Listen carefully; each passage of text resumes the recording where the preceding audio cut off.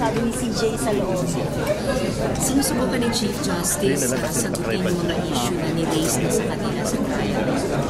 Pero naiiwan pa rin tanong sa isip ko, pinaniniwalaan na siya ng mga senator judges. Lalo na hindi pa siya na direct exam ni Justice Cruz at lalo na hindi pa siya na-cross-exam ng ibang pista. At mas malawak pa sa paniniwala, di paniniwala ng senator judges.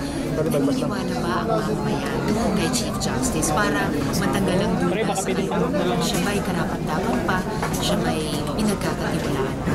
Ma'am, yung bang sinasabi niya sa loob, especially yung mga attacks niya, parang retaliation to the likes of Secretary Llamas, etc. May mga personality siyang mention doon. Do you think it's necessary for him to do that, to explain himself to the public?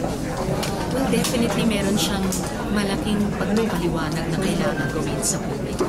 I doubt na yung mga pag-atake niya, lalo na yung mga cheap na pag-atake ay makakatulong sa kaso niya. Pero dahil tayong lahat dito ay nasa ilalim ng pag-chair ni Presiding Justice Ponce Enrile, lahat ay makikinig na lang kay Chief Justice. Pero tingin ko ang higit na makatutulong sa mamamayan ay kung bigyang daanan niya yung direct examination at yung cross-exam para malaman natin ano ba yung katotohanan ng baon niya dito ngayong araw sa Senate.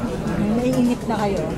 Actually, nung unang oras, syempre, naiinip na. Pero nung pangalawang oras, strangely enough, at naramdaman ko sa ibang mga mamamayan sa gallery, parang pinakinggan na lang. At naisip ko siguro dahil 5 buwan na rin naman natin pinagtitiis ang pakinggan ng buong trial, di ba? At bago pa nun, siyang na taon tayo naghintay na dalhin ang mga kasong ganito, issue dito sa tamang proseso at institusyon. Kaya siguro iniisip na nilang kaming mga nandito sa gallery, lahat ng nanonood, nakikinig, yung magbabasa bukas, siguro iniisip kung 1 oras na lang naman, okay lang?